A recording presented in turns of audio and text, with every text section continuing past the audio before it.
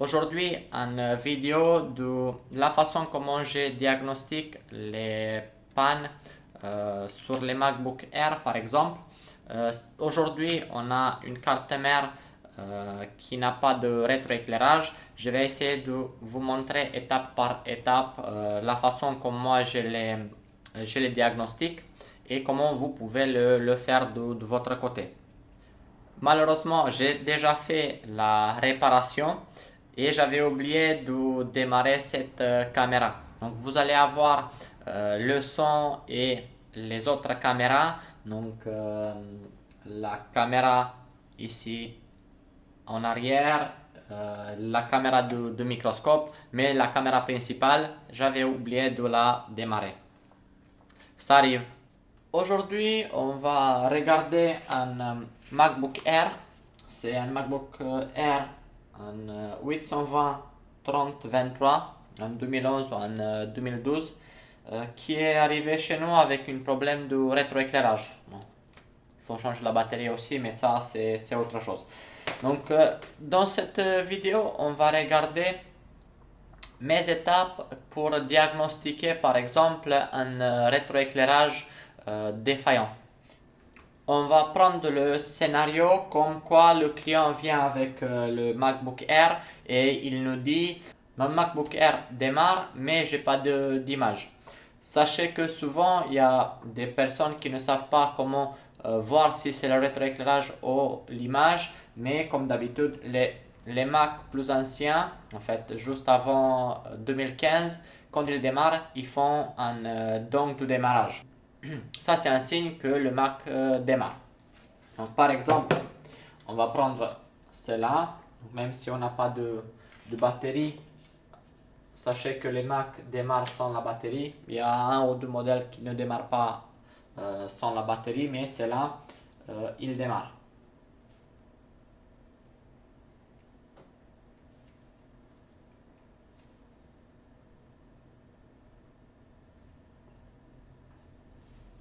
Bien sûr, celle-là, il ne va pas faire le dongle de démarrage.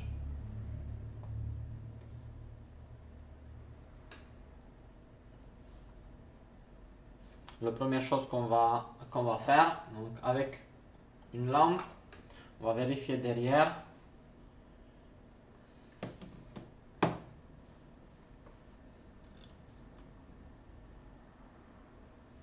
Et voilà, donc si vous voyez là ici dans la caméra, hop.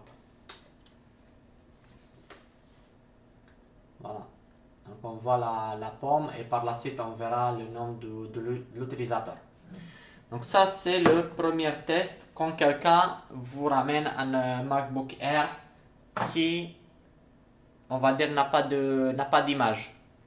Mais en réalité, c'est un rétroéclairage.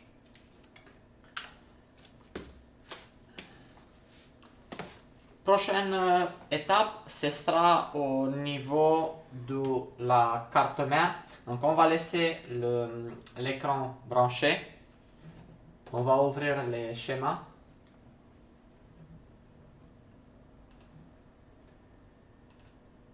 Donc, toujours très important, c'est le numéro qu'on trouve sur la carte mère. Sur cette carte mère, on trouve le numéro juste ici. Sur les plus récents, on le trouve en dessous de l'SSD. Donc là, ici, on a une carte mère 820 3023. On va aller dans le logiciel Flexboard View.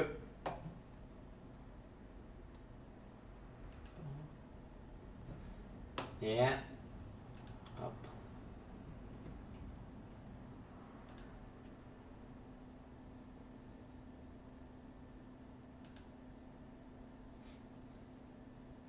Alors, on va écrire 3023.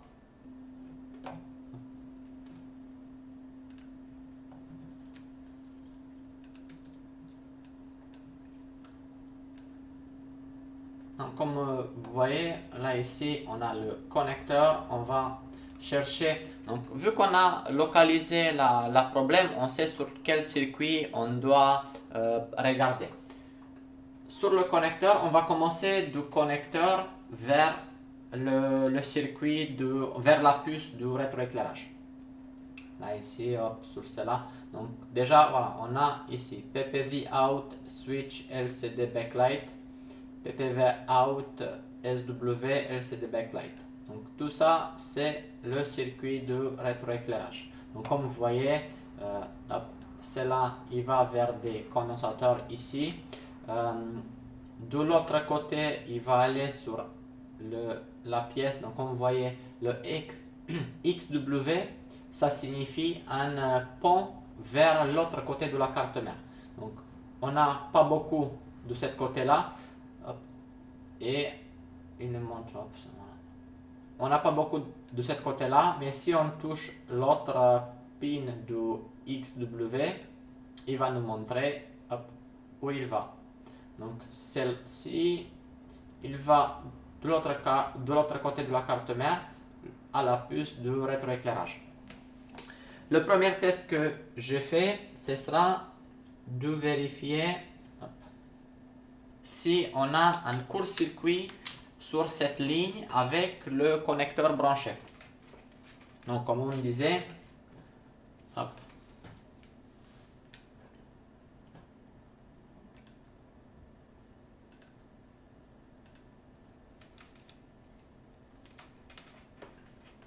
Donc le multimètre en mode continuité et on va y aller comme c'était indiqué sur hop.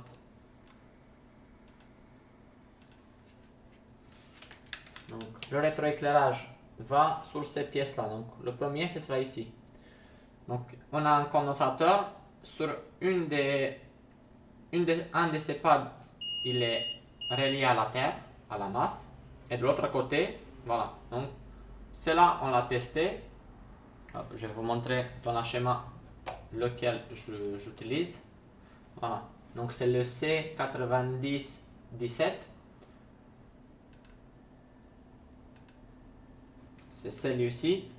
Et on voit qu'on n'a pas de court-circuit à la terre. Donc ça c'est un bon signe, ça veut dire que notre écran il va bien. Donc il n'y a pas un court-circuit sur côté écran. C'est une des tests les plus importants parce que si on débranche l'écran et on n'a pas fait cette test, prenez en compte que une fois que vous réparez le circuit de rétroéclairage, la panne va se reproduire parce que vous avez toujours un court-circuit qui est dû à l'écran. Donc ça c'est une bonne nouvelle parce que les écrans sont assez chers et on ne veut pas les changer. Le but dans la réparation c'est d'avoir une solution pas trop coûteuse pour le client. Donc on a vu que le problème ne vient pas de l'écran. On va prendre la carte. Donc c'est là, comme ça vient d'un professionnel, c'est une carte qui est assez facile à enlever. Donc toutes les choses sont toutes les vis sont déjà enlevées. On va enlever ça. Hop.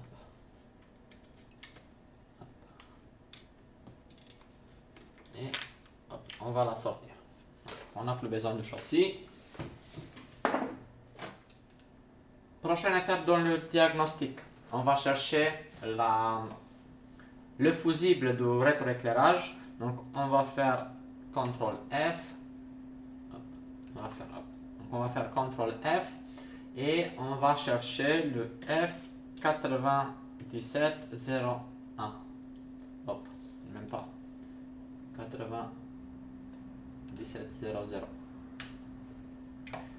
Alors, comme vous voyez, donc c'est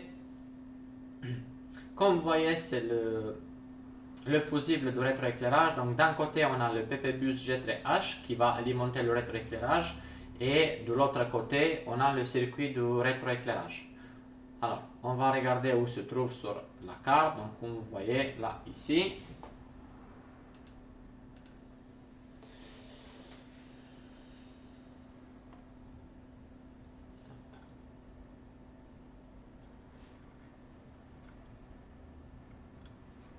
Voilà. Donc là ici on a le fusible. et on va vérifier la continuité. Donc comme vous l'entendez, il y a la continuité, ça veut dire que cette fusible il est en bon état. Vu que on n'a pas de court-circuit et le fusible il est en bon état, on va passer à la prochaine étape, une vérification sous microscope de ce circuit de rétroéclairage.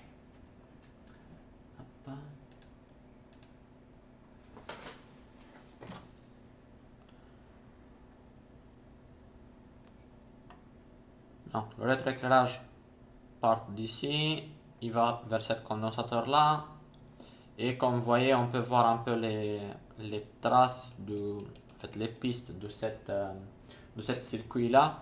Il va sur ce condensateur là, sur cette diode, un autre condensateur, et ici déjà on trouve quelque chose qui ne va pas. Là ici, qu'est-ce qu'on doit avoir? Il y a quelque chose qui manque. On regarde sur la partie rétroéclairage, donc on a vu le condensateur, la diode, l'autre condensateur qui sont de ce côté là. On continue dans le circuit, on va à partir le pin 1 de la diode, et c'est là il va nous rendre sur cette partie là, donc c'est un L9701. Cela signifie que il y a une bobine qui manque dans notre circuit. Donc, vu qu'on a cette pièce là qui manque, on peut déjà se dire que peut-être on a trouvé le coupable. On va chercher une autre pièce et on va la remplacer, et par la suite on verra si on retrouve notre rétroéclairage ou pas. Comment ça se passe quand on a besoin d'une pièce manquante ou une pièce défectueuse? Moi, de mon côté, j'ai des tiroirs pleins avec des cartes mères qui sont HS, qui vont servir comme carte mère donneuse. Comment ça se passe? J'achète ou je récupère les cartes mères que j'arrive pas à réparer de mes clients quand on fait un échange, ou des fois je les achète sur eBay ou sur AliExpress, sur les modèles que je ne trouve pas, ils sont pas très courants. L'avantage dans cette façon de faire, c'est qu'on a à portée de main n'importe quelle pièce qu'on a besoin. Donc comme vous voyez, moi de ma expérience, une bobine, c'est une pièce qui tombe très rarement en panne. Alors à la place d'avoir chaque composant d'une carte mère en stock ou devoir le commander, chose qui prend quelques jours ou quelques semaines, des fois ça dépend d'où la pièce va venir, je l'ai tout de suite, je peux faire un test. Cette façon de travailler, ça me permet une fois que je commence une réparation sur un ordinateur, je peux la finir, je peux finir le diagnostic et je peux appeler le client, voilà, il y a ça à faire, et on peut le réparer sous 24 à 48 heures. Donc comme vous voyez, c'est celle-ci, la bobine qui nous manque. Donc comme vous voyez, comme vous avez vu sur l'autre carte, on l'a pas. Alors pour des bobines comme celle-ci, je procède de la manière suivante. Je rajoute du flux et de l'étain avec du plomb. Hop, on va démarrer l'aspiration pour ne pas respirer cette mauvaise fumée.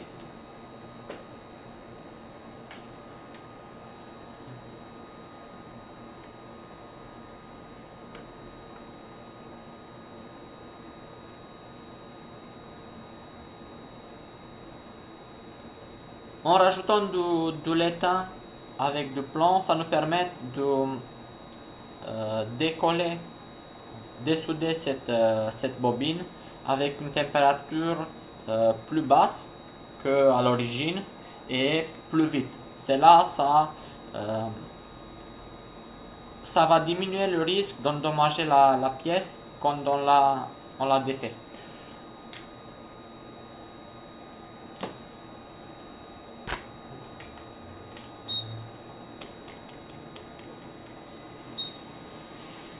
Donc tout simplement, on prend cette bobine.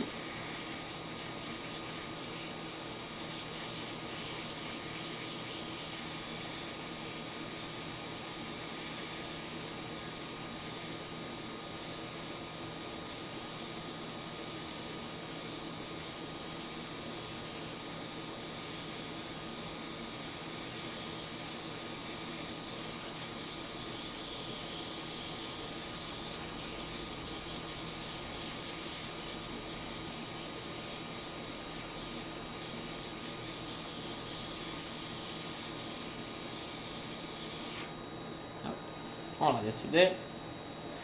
Je vais le mettre de côté.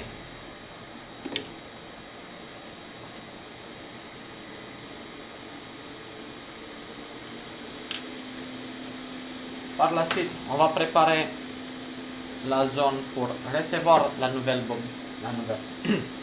La zone pour recevoir la bobine.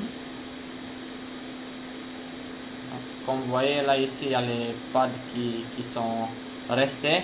Donc forcément cette carte mère, elle a subi un choc ou pas un choc, elle a pris un coup à ce niveau-là et la bobine a sauté. On ramène la bobine.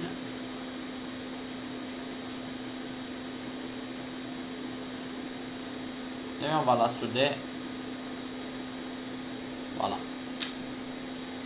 Un peu d'air chaud pour bien la poser, pour qu'elle ne bouge pas ou qu'elle ne se fragilise pas à cause de la mauvaise soudure.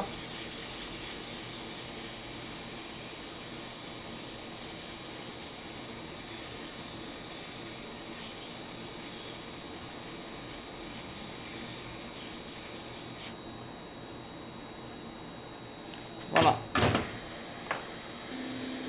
Par la suite, on va la mettre dans le châssis et on va tester pour voir si elle fonctionne ou pas.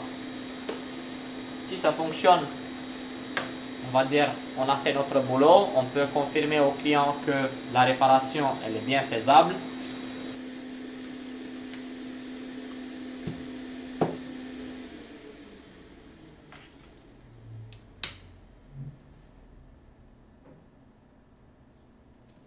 Voilà, il démarre et on verra par la suite.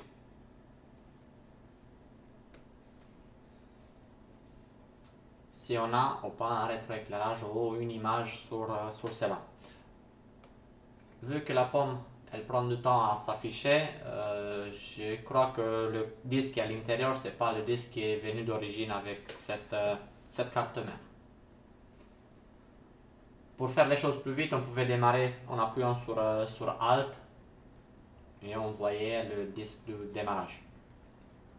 Mais hop, si on regarde voilà, de ce côté-là, vous voyez que la pomme elle est allumée et on a la pomme sur l'écran. Là, il va démarrer et on a un rétroéclairage.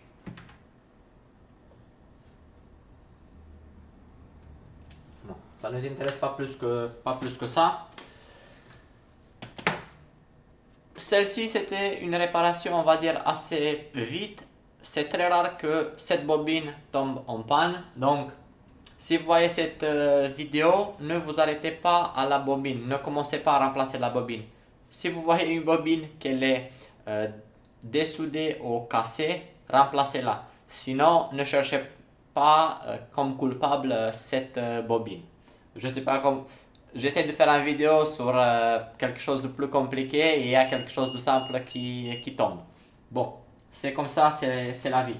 On va continuer un peu pour regarder un peu sur la carte quand même, pour vous montrer un peu plus des choses. Car sur les MacBook Air, c'est pas la bobine qui tombe ou qui met en défaut le rétroéclairage. C'est bien autre chose, d'autres choses plus communes, on va dire. Donc comme je disais, on a fait sur cette partie du carte mère. On va passer de l'autre côté. On va ignorer qu'on a résolu cette problème. on va aller vers la puce de rétroéclairage. Je vais vous montrer les choses à vérifier qui sont les plus récurrentes pour une panne de rétroéclairage et comment les détecter.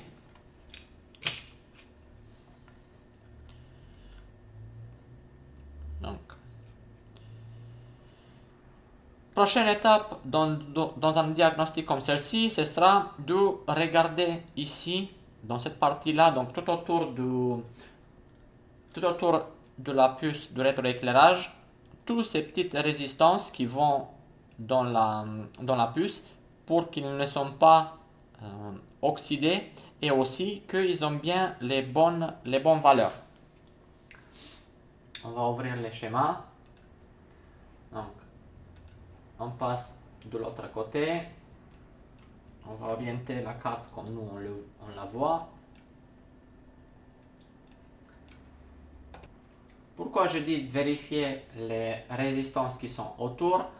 Le raisonnement, c'est le suivant. Regardez, par exemple, là ici, on a le R9753 et le pin numéro 1, il nous dit que c'est un SM-Bus PCH clock. Donc cela, ça veut dire que cette puce-là, en fait, cette résistance-là, elle communique avec le PCH. Donc, si par exemple, cette communication elle est interrompue, vous n'avez plus de rétroéclairage. La prochaine résistance, backlight BKL, ça veut dire backlight, donc rétroéclairage. SDA, c'est une ligne de communication. Je ne sais pas exactement qu'est-ce que ça veut dire SDA, mais c'est pas important, on n'est pas des ingénieurs, on ne va pas aller si loin que ça. Et vous avez SM-Bus PCH data. Donc comme par hasard, cette puce-là, rétroéclairage, communique avec le PCH. Le PCH qui est là. Hop.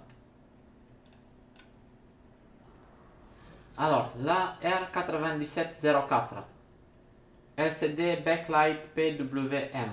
Donc, cela, ça veut dire Pulse Width Modulation.